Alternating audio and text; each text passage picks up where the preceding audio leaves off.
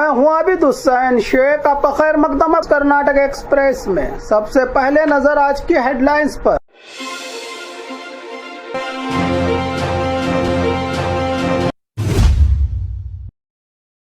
MLC election में कांग्रेस का Punjab power. BJP JDS के 11 एमएलएज ने किया क्रॉस वोटिंग का दावा। स्टेशन के अंदर ही 20,000 रिश्वत लेते पीएसआई और कांस्टेबल अरेस्ट। नेशनल हाईवे पर रात में गाड़ी रोकने वाले हो जाए होशियार। स्कूल के बाहर कचरे का ढेर, अंदर मच्छरों का कहर, बच्चों की सेहत खतरे में।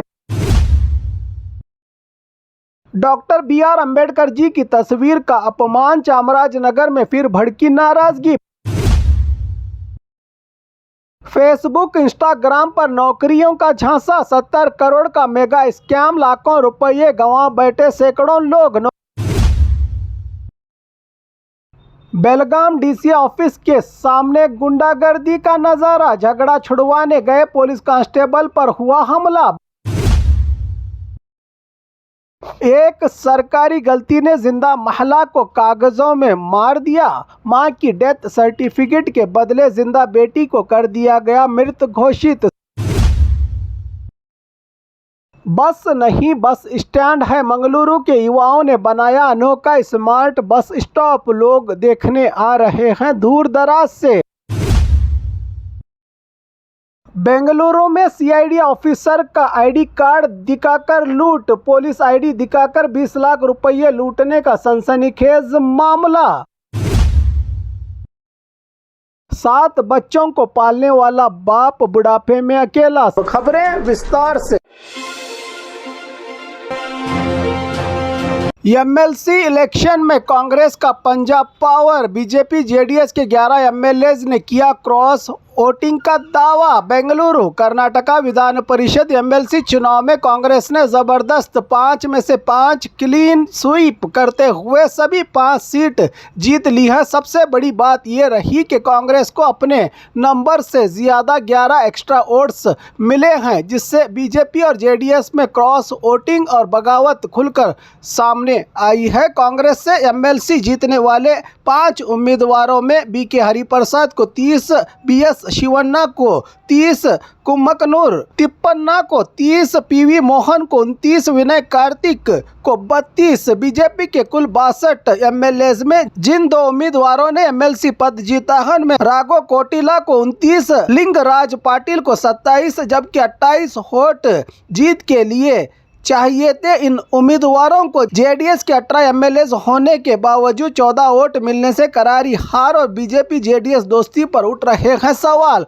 कांग्रेस के पास वोटिंग से पहले लगभग 140 वोट्स मौजूद थे, लेकिन काउंटिंग में पार्टी को 151 वोट्स मिले। इससे साफ संकेत मिला है कि बीजेपी जेडीएस के कई विधायकों ने कांग्रेस के पक्ष में वोट डाला है। दूसरी तरफ बीजेपी को अपनी उम्मीद से कम वोट्स मिले हैं और एक वोट इनवैलिड भी करार दिया गया। जेडीएस के गोविंद राजू को सिर्फ 14 वोट्स मिले, जबकि पार्टी के पास 18 एमएलएज मौजूद थे। इससे जेडीएस के अंदर भी नाराजगी और क्रॉस वोटिंग की चर्चा तेज हो गई है। कांग्रेसी नेताओं ने इसे सरकार और गारंटी योजनाओं पर विधायकों के भरोसे की जीत बताया। वहीं बीजेपी और जेडीएस के लिए ये नतीजा एक बड़ा राजनीतिक झटका माना जा रहा है। अब सबकी नज़र इस बात पर है कि क्रॉस वोटिंग करने वाले एमएलएज कौन थे और दोनों पार्टियां इस पर क्या एक्शन लेते हैं। स्टेशन के अंदर ही 20,000 रिश्वत लेते पीएसआई और कांस्टेबल अरेस्ट। गुलबर्गा में बड़ा एक्शन। पुलिस स्टेशन के अंदर ही 20,000 रिश्वत लेते पीएसआई और कांस्टेबल लोकायुक्त की जाल में फंसे। गुलबर्गा के एड्रामी पुलिस स्टेशन में लोकायुक्त ने बड़ी कार्रवाई करते हुए पीएसआई विश्वनाथ मुंडरेजी और कांस्टेबल सिद्धन्ना को रिश्वत लेते हुए रंगे हाथों पकड़ लिया। आरोप है कि चावल व्यापार में मदद करने के बदले अधिकारियों ने व्यापारी आनंद कुश्ती से पैसों की डिमांड की थी। पहले फोन पे के जरिए पैसा लिया गया और बाद में 20,000 की रिश्वत लेते वक्त लोकायुक्त टीम ने दोनों को ट्रैप कर लिया। हैरानी की बात यह है कि पकड़े गए पीएसआई को 2024 और 25 का सीएम मेडल भी मिला था। राज्य में अब दोनों अधिकारियों को हिरासत में लेकर पूछताछ की जा रही है और पूरी जांच के बाद जुडिशियल कस्टडी में भेजने की तैयारी की गई है। रिश्वतखोरी के खिलाफ लोकायुक्त की इस कार्रवाई ने पुलिस विभाग में हड़कंप मचा दिया है। नेशनल हाईवे पर रात में गाड़ी रोकने वाले हो जाए होशियार। अकेले यात्रियों से कैश, मोबाइल और ज्वेलरी लूट की वारदात, 4 आरोपी अरेस्ट। तुमकुरू के सिरा के पास NH-48 पर एक यात्री से लूट का सनसनीखेज मामला सामने आया है। हिरेयूर के रहने वाले सागर बेंगलुरु एयरपोर्ट से रिश्तेदारों को छोड़कर वापस लौट रहे थे। रात में नींद आने पर उन्होंने हाईवे के रेस्ट एरिया में गाड़ी रोक दी। इसी दौरान 4 लोग रूपा, रागिनी, योगी, कनसु, किरण, धनुष बताए तुमकुरू जिला एसपी अशोक केवी ने इन आरोपियों के नाम, जिन्होंने पैसे मांगने के नाम पर हंगामा मचा दिया। मना करने पर पीड़ित को धमकाया गया और उससे टाइटन वॉच, 2 चांदी की अंगूठियां, 5,000 कैश, मोबाइल फोन और फोन पे के जरिए भी पैसे ट्रांसफर करवा लिए जाने की प्रेस कॉन्फ्रेंस के जरिए जानकारी दी। जिला एसपी ने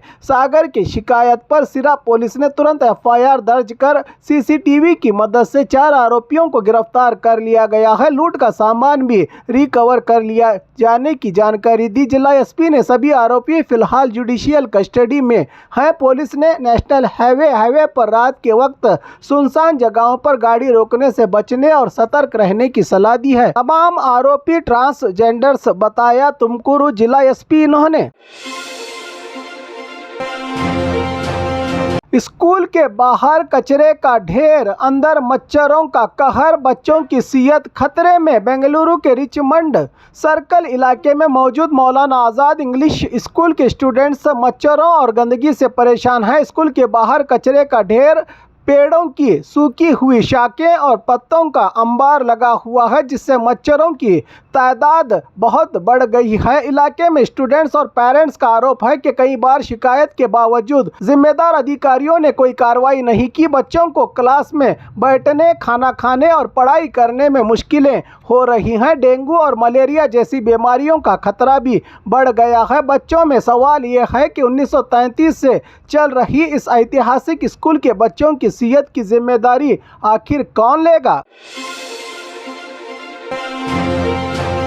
डॉक्टर BR अम्बेडकर जी की तस्वीर का अपमान, चामराजनगर में फिर भड़की नाराजगी, पुलिस अलर्ट। चामराजनगर जिला के हंगनूरू गांव में डॉक्टर BR अम्बेडकर जी की तस्वीर पर गंदगी लगाकर अपमान करने का मामला सामने आया है। इस घटना के बाद इलाके में तनाव का माहौल है और दलित संगठनों ने सख्त नाराजगी जाहिर की है। मौके पर पहुंचे एसपी मुत्तुराज ने जायजा लिया और CCTV फुटेज और टावर डंप डाटा के जांच शुरू कर दी गई है। पुलिस ने जल्द आरोपियों को गिरफ्तार करने का भरोसा दिया है। दलित नेताओं का कहना है कि कुछ दिन पहले भी इसी तरह की घटना हुई थी और अब दोबारा अम्बेडकर जी की तस्वीर को निशाना बनाया गया है, जिससे लोगों में गुस्सा बढ़ गया है। पुलिस की जांच जारी है, जबकि इलाके में अमन व कानून को बनाए रखने के लिए सुरक्षा बढ़ा दी गई है।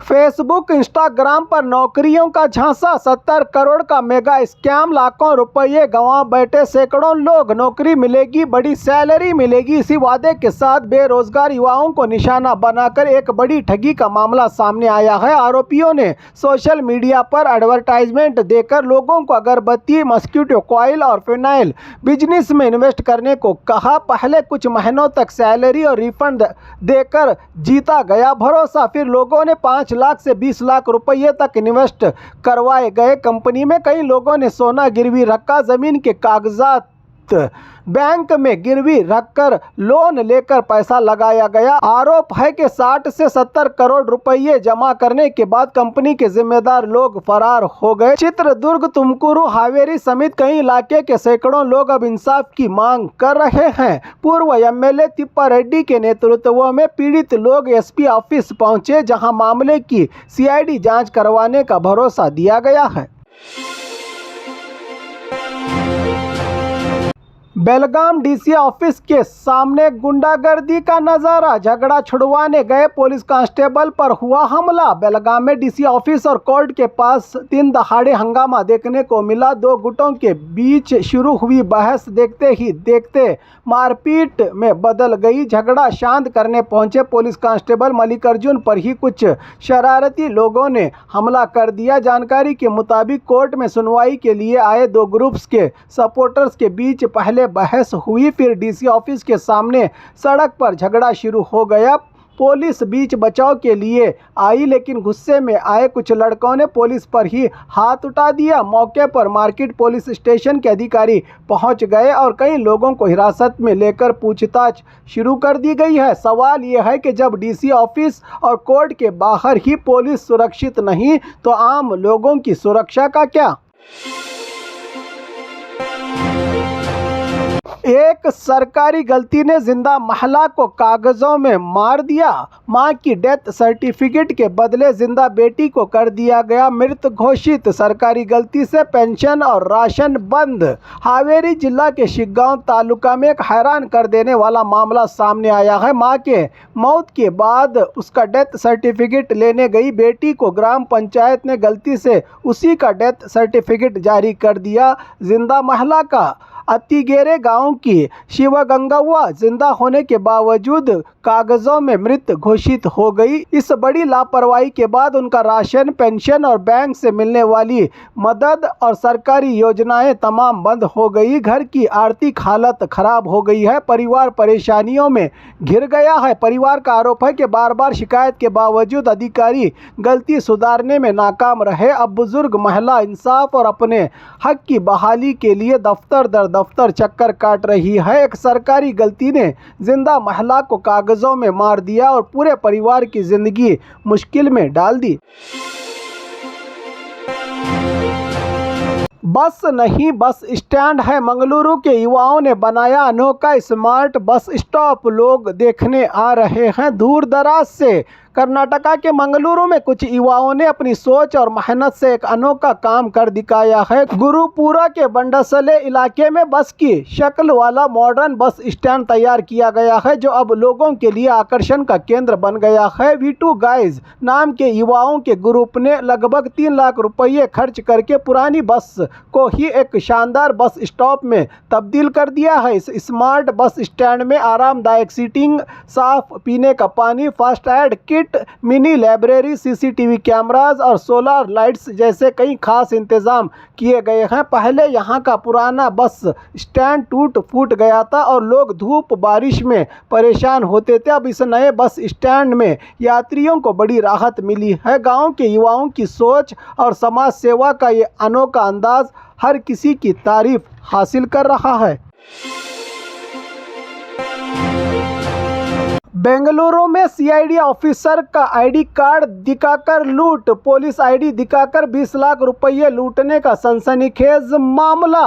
पुलिस कमिश्नर ने दी जानकारी। बेंगलुरु के मड़ीवाल एरिया में एक हैरान कर देने वाला मामला सामने आया है। केरला के 2 युवाओं से पुलिस होने का दावा करते हुए 20 लाख रुपये ले लिए गए। आरोप है कि सीआईडी का आईडी कार्ड और पुलिस व्हीकल का इस्तेमाल करके पैसा जब्त करने का नाटक किया गया। शिकायत के बाद पुलिस ने जांच शुरू की और ज्यादातर रकम रिकवर कर ली गई है। एक व्यक्ति को गिरफ्तार किया गया है, जबकि एक सीआईडी इंस्पेक्टर रैंक के अधिकारी की भूमिका भी शक के घेरे में है। पुलिस व्हीकल सीज कर ली गई है और मामले की गहराई से जांच जारी है की जानकारी दी बेंगलुरु पुलिस कमिश्नर सीमंत कुमार सिंह ने। पुलिस अब ये भी जांच कर रही है कि 20 लाख रुपये किस मकसद से लाए गए थे और इस पूरे ऑपरेशन के पीछे और कौन कौन लोग शामिल थे। मामला बेंगलुरु में अब चर्चा का विषय बना हुआ है। 7 बच्चों को पालने वाला बाप बुढ़ापे में अकेला, 7 बच्चों का पाला बुढ़ापे में मिला तन्हाई का दर्द, हॉस्पिटल में बुजुर्ग बाप का इंतजार, औलाद गायब। हासन जिला से एक दिल को झंझोड़ देने वाली सच्ची घटना सामने आई है, जिस बुजुर्ग बाप ने अपनी पूरी जिंदगी मेहनत करके 7 बच्चों को पाला पोसा, आज वही बुढ़ापे में हॉस्पिटल के बिस्तर पर तन्हा पड़ा है। अरसीकेरे तालुका के नीरागुंडा गांव के रमेश पिछले 15 दिन से हॉस्पिटल में इलाज करवा रहे हैं। रिश्तेदार उन्हें एडमिट करके चले गए, लेकिन बच्चे देखने तक नहीं आए। हॉस्पिटल ने गरीबी देखकर लगभग 2,50,000 रुपये के इलाज में खर्च में राहत दी है इस बुजुर्ग व्यक्ति को, फिर भी उन्हें घर ले जाने वाला कोई नज़र नहीं आया। उनकी पत्नी भी चलने फिरने की हालत में नहीं है। यह सिर्फ एक बुजुर्ग व्यक्ति की कहानी नहीं, बल्कि समाज के लिए एक बड़ा सबक है। माँ बाप पूरी ज़िंदगी औलाद के लिए कुर्बानियाँ देते हैं, लेकिन अगर बुढ़ापे में उनका सहारा न बने तो रिश्तों की असली अहमियत पर भी सवाल उठने लगते हैं। जिन हाथों ने बच्चों को संभाला, आज वही हाथ सहारे के लिए तरस रहे हैं। और खबरों के लिए देखते रहिए कर्नाटक एक्सप्रेस।